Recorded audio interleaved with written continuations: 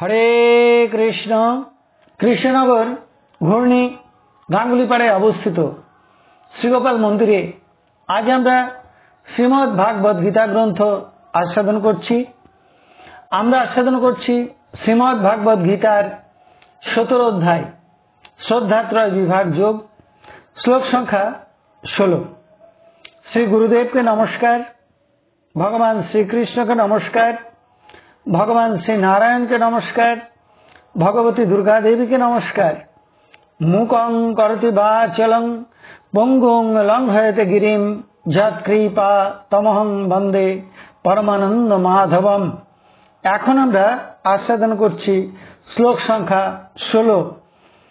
মনঃ প্রসাদঃ সৌম্যত্তম মৌনম আত্মবিনিগ্রহ ভাব সংশুদ্ধি ইতি এতৎ তপ মানসম উচ্যতে। এখন আমরা এই শ্লোকটির অন্তর্গত শব্দগুলির অর্থ জেনে নেব।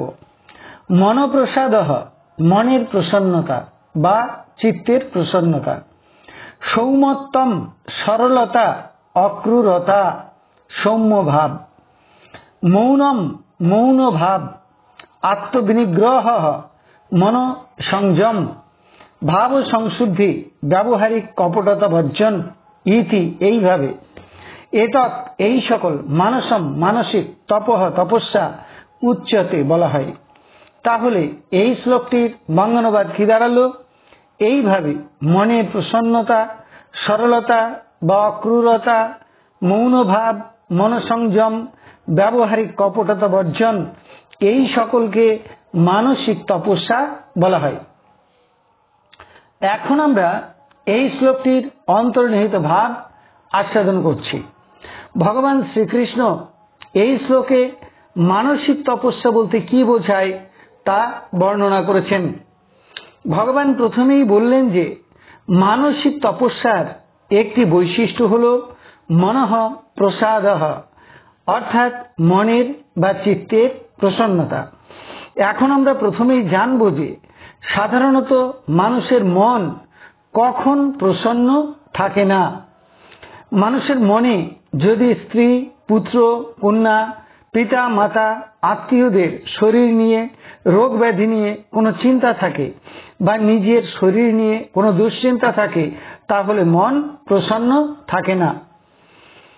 টাকা পয়সা, জমি জায়গা বা বিষয় সম্পত্তি নিয়ে কোনো ঝামেলা ঝঞ্ঝাট বা সমস্যার সম্মুখীন হলে মানুষের মন প্রসন্ন থাকে না। কারোর থেকে কোনো প্রকারে অনিষ্ট আশঙ্কা থাকলে মন প্রসন্ন থাকে না। নিজের মনে যদি কারোর অনিষ্ট বা অমঙ্গল করবার ভাবনা থাকে, তাহলেও মনে প্রসন্নতা থাকে না। দুঃখ, শীত, গ্রীষ্ম, মান অপমান, ক্ষুধা, তৃষ্ণা দ্বারা বিচলিত হলেও মানুষের মন প্রসন্ন থাকে না।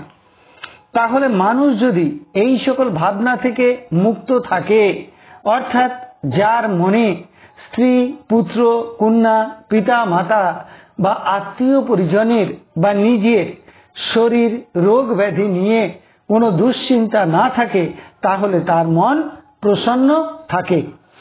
টাকা পয়সা, বিষয় সম্পত্তি, জমি জায়গা, গাড়ি বাড়ি রক্ষা বিষয়ে যার কোনো দুশ্চিন্তা নেই, অর্থাৎ ওই সকল বিষয় নিয়ে যিনি কোনো ঝঞ্ঝাট বা ঝামেলায় জড়িত নন, তার মন প্রসন্ন থাকে। অন্যের থেকে যার মনে নিজের কোনো অমঙ্গল বা অনিষ্টের আশঙ্কা না থাকে, যার মনে ক্ষুধা, তৃষ্ণার, মান অপমানের আশঙ্কা না থাকে, যিনি অন্যের অমঙ্গল কামনা করেন না বা সকলের মঙ্গল আকাঙ্ক্ষা করেন, যিনি শীত, গ্রীষ্ম, মান অপমান, জরা ব্যাধি দ্বারা বিচলিত হন না, খরা, বন্যা বা যুদ্ধ পরিস্থিতি বা রাজভয় বা তস্কর ভয় থেকে যিনি মুক্ত, তিনি প্রসন্ন মনে থাকতে পারেন। এখন প্রশ্ন, এই রকম একটা মানসিক অবস্থায় মানুষ কি করে পৌঁছতে পারে? মানুষ যদি মন থেকে সকল প্রকার কামনা বাসনা বর্জন করতে পারেন, আসক্তি বা মায়ামোহ ত্যাগ করতে পারেন, ভগবানের চরণে নিজেকে পরিপূর্ণরূপে সমর্পণ করতে পারেন, সকল সময় সকলের মঙ্গল কামনা করেন এবং নিষ্কাম কর্মের এবং ভাবনার দ্বারা সুখ দুঃখ, জয় পরাজয়, মান অপমান, শীত গ্রীষ্ম ইত্যাদি দ্বন্দ্বভাবের ঊর্ধ্বে উঠে যান, তাহলে জাগতিক সুখ দুঃখ তাকে বিচলিত করতে পারে না। তার মন সর্বদা প্রসন্ন থাকে, তার অন্তর নির্মল এবং শান্ত হয়, তার অন্তর সরলতায় ভরে যায়। এই অবস্থায় পৌঁছানোর জন্য মানুষকে ভগবানের শ্রীচরণে নিজেকে সমর্পণ করতে হবে, জপ ধ্যান করতে হবে, সাধু সঙ্গ ভক্ত সঙ্গ করতে হবে, তীর্থ পর্যটন করতে হবে, ভগবানের একান্ত মনে সেবা করতে হবে, ভগবানের গুণকথা শ্রবণ কীর্তন করতে হবে, অর্থাৎ ভজন সাধন করতে হবে। তাহলে মানুষের মন সবসময় প্রশান্ত থাকবে, প্রসন্ন থাকবে। ভগবান শ্রীকৃষ্ণ এবারে মানসিক তপস্যার আর একটি বৈশিষ্ট্যের কথা বললেন। বৈশিষ্ট্যটি হল সৌম্যত্তম। সৌম্যত্তম কথার অর্থ হল সরলতা বা অক্রূরতা, যাদের মনের মধ্যে কোনো কুটিলতা নেই, যিনি কাউকে হিংসা করেন না, নিন্দা করেন না বা বিদ্বেষ করেন না, ছলচাতুরি করেন না, যার মন এবং মুখ এক, তিনি সরল মানুষ। তারা কাউকে কঠোর কথা বলেন না বা নিষ্ঠুর বাক্য বলেন না বা কাউকে আঘাত করে কথা বলেন না, সকলের মঙ্গল আকাঙ্ক্ষা করেন, তিনি সরল মানুষ বা অক্রূর মানুষ। সৌম্যত্তম কথার আর একটি অর্থ হল বদনের সৌম্য ভাব। মুখ হল মনের আয়না। আমাদের মনের ভাব মুখের মধ্যে ফুটে ওঠে। একটু আগেই আমরা মনের প্রসন্নতার কথা আলোচনা করেছি। সেখানে আমরা দেখেছি যে মনের মধ্যে কোনো কুটিল চিন্তা না থাকলে, মনের মধ্যে দুশ্চিন্তা না থাকলে, মনের মধ্যে কোনো কামনা বাসনা বা ভোগ বাসনা না থাকলে, কারোর থেকে অনিষ্ট হবার আশঙ্কা না থাকলে, সকলের জন্য নিজের মনে মঙ্গল চিন্তা থাকলে, ভগবানের স্মরণে মননে ভজনে যুক্ত থাকলে মনের মধ্যে একটি প্রসন্ন ভাব থাকে। তিনি মান অপমান, লাভ ক্ষতি, জয় পরাজয়, শীত গ্রীষ্ম ইত্যাদি দ্বন্দ্বের ঊর্ধ্বে উঠে যান। তখন তার অন্তরের নির্মলতার, সরলতার, অকপটতার ছাপ তার মুখের মধ্যেও ফুটে ওঠে। একেই বলে সৌম্যত্তম বা সৌম্যবদন। এইরূপ ব্যক্তির সৌম্যবদন দর্শন করলে অন্যের মনও আনন্দে ভরে ওঠে, শান্তি পায়। ভাগবতে উদ্ধব মহারাজের বদনটিকে সৌম্য বদন বলে বর্ণনা করা হয়েছে। সেই সৌম্য দর্শন উদ্ধবকে ভগবান বৃন্দাবনে পাঠিয়েছিলেন কৃষ্ণ বিরহে কাতর ব্রজবাসীদের সান্ত্বনা দেবার জন্য। এবারে ভগবান শ্রীকৃষ্ণ বললেন যে মানসিক তপস্যার আরেকটি বৈশিষ্ট্য হল মৌনতা। সাধক যারা, তারা আন কথা বা বিষয়ের কথা তো বলেনই না, অপ্রয়োজনে কোনো কথাও তারা বলেন না। তারা সাধারণত মৃদুভাষী হয়। আর মৌনতা হলো কোনো কথা না বলে মনে মনে ভগবানের রূপ গুণ লীলা স্মরণ করা বা পরমাত্মার চিন্তায় মগ্ন থাকা। মৌনব্রতী সাধকেরা কথা বলেন না, তারা গভীর ভাবনায় বা ভগবানের মননে মগ্ন থাকেন। তবে তারা যদি কথা বলেন, তবে ভগবান বিষয়ে বা আত্মা বিষয়ে কথা বলেন। এমন অনেক সাধক আছেন যারা একাদশীর দিনে মৌনব্রত পালন করেন, কিন্তু তারা ওই দিনেই ভক্তদের মাঝে ভাগবত, গীতা বা অন্য কোনো শাস্ত্র গ্রন্থ পাঠ করেন। মৌনব্রত পালন করলে মনের ক্ষমতা বৃদ্ধি পায়, বাক্যের ওজো শক্তি বা বাক্যের গুরুত্ব বেড়ে যায়, ধ্যান ধারণা করবার শক্তি বেড়ে যায়। ভগবান বললেন যে মানসিক তপস্যার আর একটি বৈশিষ্ট্য হচ্ছে আত্মবিনিগ্রহ বা মনসংযম। মনসংযম কথার অর্থ হলো মন সংযত করা তথা প্রতিটি ইন্দ্রিয়কে সংযত করা। কারণ আমাদের মন 5টি ইন্দ্রিয়ের সঙ্গে যুক্ত। কানের সঙ্গে মন যুক্ত থাকলে তবেই কান শুনতে পায়। চোখের সঙ্গে মন যুক্ত থাকলেই চোখ দেখতে পায়। জিভের সঙ্গে মন যুক্ত থাকলেই জিভ স্বাদ নিতে পারে। ত্বকের সঙ্গে মন যুক্ত হলেই স্পর্শ সুখ অনুভব করা যায়। নাসিকার সঙ্গে মন যুক্ত থাকলেই গন্ধ নেওয়া যায়। ওই সকল ইন্দ্রিয়ের সঙ্গে মন যুক্ত না থাকলে ইন্দ্রিয়গুলি কার্যক্ষম থাকলেও ওই সকল অনুভূতিগুলি লাভ করা যায় না। মনে করুন আপনার ছেলে বিদেশে চাকরি করছে, আপনি দরজায় বসে গভীরভাবে তার ভাবনায় মগ্ন আছেন। তখন আপনার সামনে দিয়ে কেউ হেঁটে গেলেও আপনি দেখতে পাবেন না, বা আপনার কাছে বসে কেউ কথা বললেও আপনি তা শুনতে পাবেন না। মন সবসময় ভোগমুখী, নিম্নগামী। মন ইন্দ্রিয়গুলিকে বিষয় ভোগে প্রলুব্ধ করে, কিন্তু সব সময় বিষয় সুখে মগ্ন থাকলে তো আর ভগবানের ভজন সাধন করা যাবে না। তাই ভোগমুখী মনটিকে সংযত করতে হবে। মনকে রূপ, রস, শব্দ, গন্ধ, স্পর্শের সুখ ভোগ থেকে নিবৃত্ত করতে হয় আর ভজন সাধনে লাগাতে হয়। একেই বলে মনসংযম।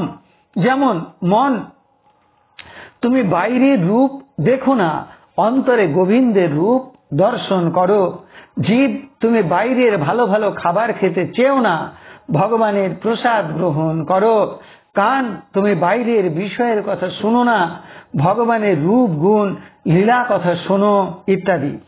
এইভাবে প্রতিটি ইন্দ্রিয়কে, জ্ঞানেন্দ্রিয় এবং কর্মেন্দ্রিয়গুলিকে ভোগ থেকে নিবৃত্ত করে ভগবানের সেবায় লাগানো এবং মন দিয়ে ভগবানের রূপ গুণ লীলা স্মরণ, মনন এবং ধ্যান করা, তাকেই বলে মনসংযম বা আত্মবিনিগ্রহ। ভগবান বললেন যে মানসিক তপস্যার আর একটি দিক হল ভাব সংশুদ্ধি। ভাব সংশুদ্ধি কথার একটি অর্থ হল ব্যবহারে কপটতা বর্জন করা। অনেক মানুষ আছে যারা মুখে এক কথা বলে আর কাজে অন্য কিছু করে। এটা ঠিক নয়, একে বলে কপটতা। আচরণের এই কপটতা দূর করতে হবে। মুখে যা বলবে কাজেও তাই করবে, মন মুখ এক করা, একেই বলে কপটতা শূন্য হওয়া। উপরে উপরে লোকের সামনে সাধুতা দেখালাম আর ভিতরে ভিতরে ভোগ লালসা, তাকে বলে কপটতা। এই কপটতা যেন না থাকে। ভোগ লালসা থাকলে তাকে দমন করতে হবে বিবেক বৈরাগ্যের সাহায্যে। আর যদি তা না পারা যায় তাহলে ভোগ করে ভোগ লালসা মিটিয়ে ত্যাগের পথে চলতে হবে কপটতা শূন্য হয়ে। শ্রী শ্রী রামকৃষ্ণ পরমহংসদেব তাই বলেছেন যে ভাবের ঘরে যেন চুরি না হয়। কপটতা শূন্য হয়ে সাধন ভজন করতে হবে। ব্যবহারে যেন ছল চাতুরি না থাকে। মনে যেন কাউকে ছোট করবার বা ঠকানোর ইচ্ছা না থাকে। সহজ সরল ব্যবহার করতে হবে, কপটতা শূন্য ব্যবহার করতে হবে আর সকলের মঙ্গল চিন্তা করতে হবে। সরলতাই শ্রেষ্ঠ চতুরতা। মনের মধ্যে কাম, ক্রোধ, লোভ, মোহ, মদ, মাৎসর্য যেন উকি না দেয় আর সেগুলি যেন ব্যবহারে ফুটে না ওঠে।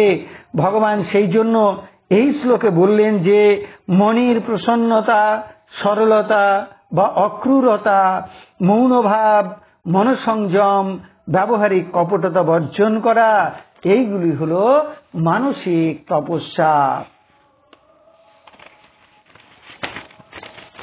তাহলে এতক্ষণ আমরা শ্রীমদ্ ভাগবত গীতার 17 অধ্যায় অর্থাৎ শ্রদ্ধাত্রয় বিভাগ যোগের 16 সংখ্যক শ্লোকটি আস্বাদন করলাম। আমি শ্লোকটি আরো একবার পড়ছি। এইভাবে মনের প্রসন্নতা, সরলতা বা অক্রূরতা, মৌন ভাব, মনসংযম, ব্যবহারিক কপটতা বর্জন, এই সকলকে মানসিক তপস্যা বলা হয়। এখন আমরা শ্রীমদ্ ভাগবত গীতার মাহাত্ম্য পাঠ করছি। শ্রী ভগবান উবাচ গীতা নামানি বক্সামি বুঝানি শৃণু পাণ্ডব কীর্তনাৎ সর্ব পাপানি বিলয়ং জানতি তৎক্ষণাৎ। গঙ্গা, গীতা চ সাবিত্রী, সীতা, সত্তা, পতিব্রতা, ব্রহ্মাবলী, ব্রহ্মবিদ্যা, ত্রিসন্ধ্যা, মুক্তিগেহিনী, অর্ধমাত্রা, চিদানন্দা, ভবগ্নি, ভ্রান্তি নাশিনী, বেদত্রয়ী, পরানন্দা, তত্ত্বার্থ জ্ঞান মঞ্জুরি ইত্যেতানি জপে নিত্যং নরনিশ্চল মানসঃ জ্ঞান সিদ্ধিং লভে নিত্যং তথান্তে পরমম পদম। এখন আমরা ভগবান শ্রীকৃষ্ণের চরণে প্রার্থনা জানাচ্ছি, হে কৃষ্ণ কৃপা সিন্ধু, এই নাও তুমি আমার দেহ, এই নাও তুমি আমার মন, এই নাও তুমি আমার প্রাণ, এই নাও তুমি আমার আত্মা, এই নাও তুমি আমার জীবন যৌবন যথা সর্বস্ব। হে কৃষ্ণ কৃপা সিন্ধু, এই দেহ মন প্রাণ আত্মার দ্বারা অনুষ্ঠিত প্রতিটি কর্ম তোমার কর্ম, এই সকল কর্মের ফল তোমার। এই দেহ মন প্রাণ আত্মার মধ্য দিয়ে তোমার ইচ্ছাই তুমি পূর্ণ করো। হে কৃষ্ণ কৃপা সিন্ধু, তুমি আমার পুত্র, তুমি আমার কন্যা, তুমি পিতা, তুমি মাতা, তুমি স্থাবর জঙ্গম কীট পতঙ্গ লতা পাতা রূপে রূপে প্রতিরূপে তুমি বিরাজিত। তুমি ব্যতীত এই ত্রিভুবনে আর কিছু নেই। হে কৃষ্ণ কৃপা সিন্ধু, তোমার আতুল চরণে কোটি কোটি নমস্কার। পুনরায় তোমার আতুল চরণে কোটি কোটি নমস্কার। তুমি আমাদের শুদ্ধা ভক্তি দাও, ব্রহ্মজ্ঞান দাও, সকলের কল্যাণ করো, সকলের মঙ্গল করো। হরে কৃষ্ণ।